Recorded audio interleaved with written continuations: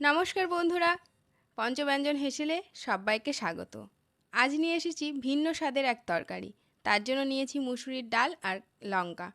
এটাকে আমরা মোটামুটি মিডিয়াম মতন সেদ্ধ করে নেব। এদিকে নিয়েছি আলু, আলুটাকেও ডালের সঙ্গে সেদ্ধ করে নেব।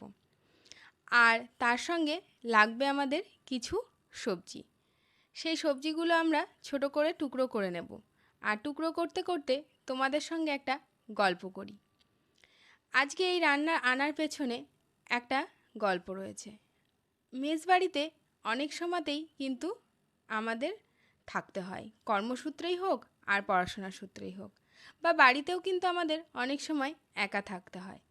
তবে মেসবাড়ির গল্প এই কারণে বলছি, কারণ আমরা অনেক সময়তেই কিন্তু কাজ থেকে ফিরি মেসে, বা পড়াশোনা করে বাইরে থেকে ফিরে আসি মেসে, এসে দেখি রান্নার মাসি আসেনি। তখন মেসবাড়িতে কিন্তু ঘরে থাকেই বা কী, থাকে মুসুরির ডাল, আলু, পেঁয়াজ, রসুন, ডিম, এই সমস্তগুলো উপকরণগুলোই কিন্তু আমাদের থাকে। তো এই সমস্ত উপকরণ দিয়ে আমরা কি করব, কি রান্না করব, এই ভেবে ভেবেই কিন্তু আমাদের অনেকটা সময় আমরা কাটিয়ে দিই। তো সেই জন্যই আজকে এই রেসিপি নিয়ে এসেছি, যে এমন একটা রেসিপি যেটা দিয়ে কিন্তু আমরা একটা তরকারিতেই ভাত হোক, রুটি হোক, যা হোক, সমস্ত কিছুই কিন্তু আমাদের খুব সুন্দরভাবে মানিয়ে যাবে, বা আমাদের পেট ভরা খাবারও হয়ে যাবে। আর এইটাতে কিন্তু খুব সুন্দর একটা ফ্লেভার আসে, যে ফ্লেভারটা অনেকটা তরকার মতন গন্ধ থাকে, আবার এটা কিন্তু পুষ্টিকরও খাবারও হয়। তো সেই জন্য আজকে নিয়ে এসেছি এই মুসুরির ডাল আর ডিম দিয়ে এক তরকারি। এখানে আমি সমস্ত ভেজিটেবলসগুলো কুচি করে নিয়েছি। পেঁয়াজের মধ্যে দিয়ে দিলাম পরিমাণ মতন লবণ, লবণটা আবার মাখিয়ে নেব। এদিকে নিয়েছি 5টা ডিম, রসুন কুচি, টমেটো কুচি, কস্তুরি মেথির পাতা আর শুকনো লঙ্কা। এখানে একটা একটা করে ডিম আমি অমলেট করব, তাই একটা ডিমের মতন আমি পেঁয়াজ নিয়ে নিলাম। নিয়ে ডিমটাকে ফাটিয়ে নিয়ে আমরা অমলেট করে নেব। চলো এবার তাহলে অমলেটটা করে ফেলি। এদিকে তাওয়া গরম হয়ে গেছে, তেল দিয়ে দিয়েছিলাম। এবার আমি অমলেটটা করে নিচ্ছি। এইভাবে একটু নরম থাকতে থাকতেই কিন্তু আমরা অমলেটটাকে এরকম রোল করে নেব, তাহলে সুন্দরভাবে রোলটা হবে, আর না হলে ছেড়ে যাবে। তারপরে এরকম ছোট টুকরো করে করে আমি কেটে নিচ্ছি। এখানে বড় টুকরো রাখলেও কোনো সমস্যা নাই। তো এইভাবে আমরা বাকি ডিমগুলোও কিন্তু এইভাবে টুকরো করে করে আমরা তুলে নেব।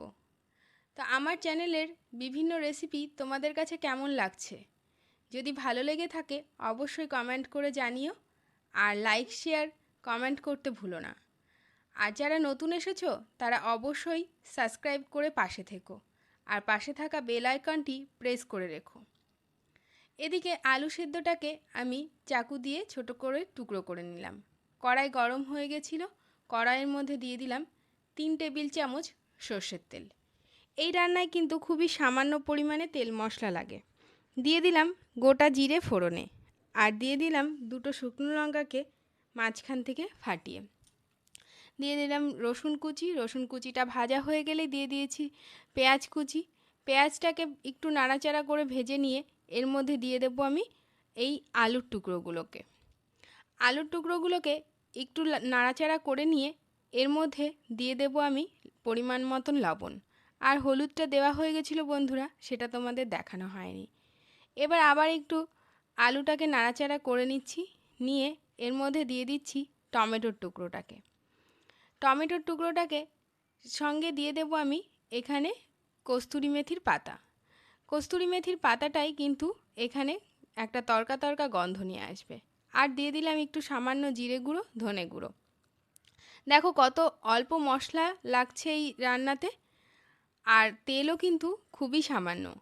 এদিকে দিয়ে দিলাম সেদ্ধ করা ডালটা।